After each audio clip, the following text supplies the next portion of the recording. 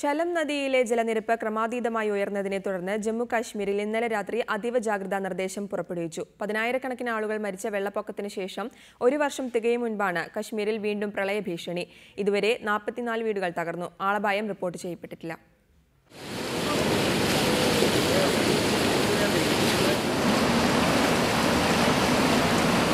ഞായറാഴ്ച രാവിലെ മുതലാണ് ജമ്മുകാശ്മീരിലെ ചലം നദിയിലെ ജലനിരപ്പ് ഉയർന്നു തുടങ്ങിയത്.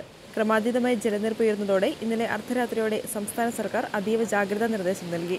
ഇന്നലെ പകൽ മുഴുവൻ നിർത്താതെ പെയ്ത മഴ ഇന്നും കാശ്മീരിൽ തുടരുകയാണ്.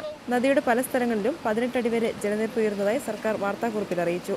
ദുരന്ത നിവാരണ സേന കശ്മീരിൽ സർവ്വസജ്ജമായി നിലയുറപ്പിച്ചു കഴിഞ്ഞു. പ്രായമായവരെയും കുട്ടികളെയും നദീതീരത്തെ വീടുകളിൽ നിന്ന് ഇന്ന് പുലർച്ചെ തന്നെ മാറ്റി തുടങ്ങി. नशीबी एरिया में जो रह रहे थे लोग वो ट्रैप हो गए हैं। वो 50 से 60 के दरमियान उनकी तादाद है। सुबह से ऑपरेशन हमारा जारी था। इस वक्त यही सिचुएशन है, लगता है जो सितंबर में हो रहा था उसी के हालात से इस वक्त पानी बह रहा है। ഏപ്രിൽ 4 വരെ തുടർച്ചയായി മഴ പെയ്യാൻ സാധ്യതയുണ്ടെന്ന് കാലാവസ്ഥാ നിരീക്ഷണ കേന്ദ്രം മുന്നറിയിപ്പ് നൽകിയിട്ടുണ്ട്. മുഖ്യമന്ത്രി മുഫ്തി മുഹമ്മദ് സയ്യിദിന്റെ അധ്യക്ഷതയിൽ ഇന്നലെ അർദ്ധരാത്രിക്ക് അടിയന്തര മന്ത്രിസഭാ യോഗം ചേർന്ന് സ്ഥിതിഗതികൾ വിലയിരുത്തി. National desk reporter.